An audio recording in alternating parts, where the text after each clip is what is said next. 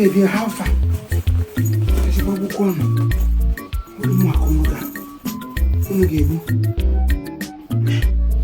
Hey, how come Yamo? It was the kind of which if you more clever. And able to some. Also, my Amiam Kosu.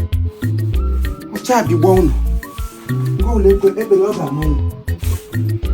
Come get you do. Munga we could tell you again, Garawas. What is that? Hey! Hey! Oh, Jesus.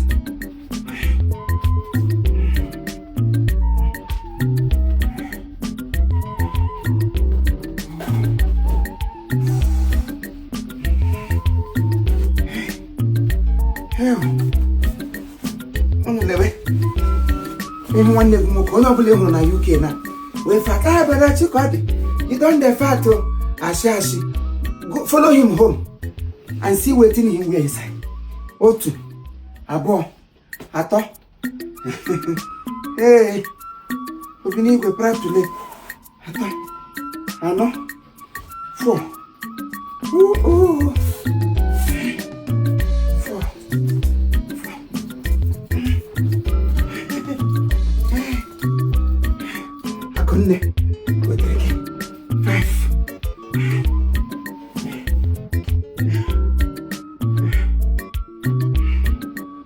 Hey, oh you see at the boom. Sooner another for the first time. One na Nigerian self ordinary 18 kede. One man go come half a day. No put down some piano. Give him more. Moving train. Forgive me.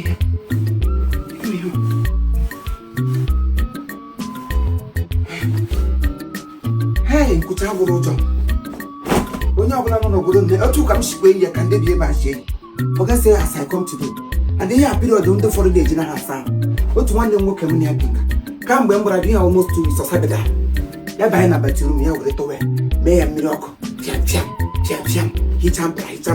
Would they pay to pop a film go in a day job? Yeah, what did what I have, but I hit you one horse. Oh, you deaf. May you take all the lesser order. Jam a people. Mamma de Gahaka. Go ya to wait. The way Nikos. Cow 8. I can make it happen is on you. Good I walk. No matter how I try to package myself, more for can water to our own come fast. The man Chifimo, because on one Chifimo in London. Cow, more for Amon Web. Oh, you Chifimo, what way? And the bed, Miss Shadow, wherever they go. Cow 9, 10, 11. What would be a popular being someone? 11. 11, no. Now 12. 12. Hey. 13. I'll get 13. 13. And because of Yemen, 13. 14. 15. Then, 19 is in 16. Yeah, we are. You're not checkable with this period, I know. Only gay kwete kora. They go carry you past your papa house. You see, as I take them back and pad myself, that is how it should be. So many people have died because they want to claim whom they are not. You know your body more than every other person. That person that will laugh at you. You know your system. You know what is wrong with you. You know how it is in your house. That is the reason so many people will come out today because of fake life or because of what people will say. They will die in silence. They will die pretending. Me, I don't know how to pretend. Kwetekera, chijoke gore negu, amobi ogidi, boya negu, onye macha kwetekera. So ekwetego camera. Mpono na chifimo ibaziri. How many ways Igbo only bonsa na hapo? Akwa kuchiri ya. Ihono onye apali amai. Akwa onye na kuchiri something. Ihono akwa ihemi. Ono hore. Here wofu Igbo akwa. I emptied this box. Eyi me na hapi nne njibi okoro na eyi me. Okute chibe. Ka 14. Eche wonu mki 20 because I say chu minus 12 cancel minus. How much na how much ambosi. Oyi ga to ha na mboso na aga ha to. Obodo measure of no. Uru kai tia me show life buru yo life no sai borebe. Mana Chineke anyị na-edukwa anyị n'aka. Anyị gbachitụkwa ike. Ọrịa niile nọ n'obodo na na-elepụtacha. Iwe ahụ ọka elepụta. Too much of nlepụta ọya na-egbuchi ndị obodo. Anyị nwa ka mgbe a mụrụ anyị, enwebeghị mgbe ngara nwoke asị o nwere heart disease, o nwere cough disease. Nke obere ihe metụgo ị ga-achọpụta. Too much of nchọpụta mgbe ụfọdụ obi amapụ mmadụ onye ahụ anwụ. Mana anyị gbucha ọrịa aka mgbe ụwa na-aga chịtụkwa ike. Ngem corona bịa anyị cover. Chicken pox why we still stand gidigba because of there is no tomorrow every day in a jump to here. I want to tag a galap.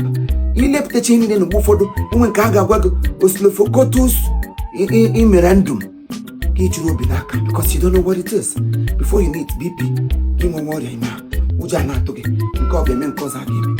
Somalia happy and Somalia have come to stay. Somalia is part of you to help you to live longer. Mana so go watch any Mbago Katra 1 kg game winner. Are you getting my point? So please don't mind my leg, I'll be fine. I'll be fine. God has started doing his work in my life and he will perfect it. So when you wish him to sit down to do my comment, this work is still I've been using it before now, and this one is temporary. Is a visitor. Obedi chekala. I will still dance again. You how I always dance. Yeah. That kind of thing. Oh yeah, God bless you.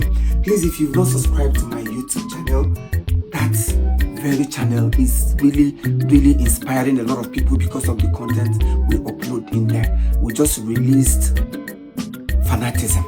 And this weekend, by the special grace of God, we are uploading the pre-census. Go there and see what my children did. Go there and support those children. Make them feel like us. Because sometimes a lot of people do say a lot of things that make them start crying, start thinking maybe God did not create them the way he created others. No. Please, by so watching, sharing their program, giving them some positive comments, then can they be because who are these things? Chifimo, come on. The other person coming the other day, please. I don't want you, the stuff you will do for me. I don't want you to use this small aunties. They irritate. Not that, sorry to use that language. I don't know how. I don't find it funny. Human being is talking about fellow human being. You will suffer. You look at you. You have to go. You might be here. We can hear you be shooting when you get 12. Oh no! You get over hello.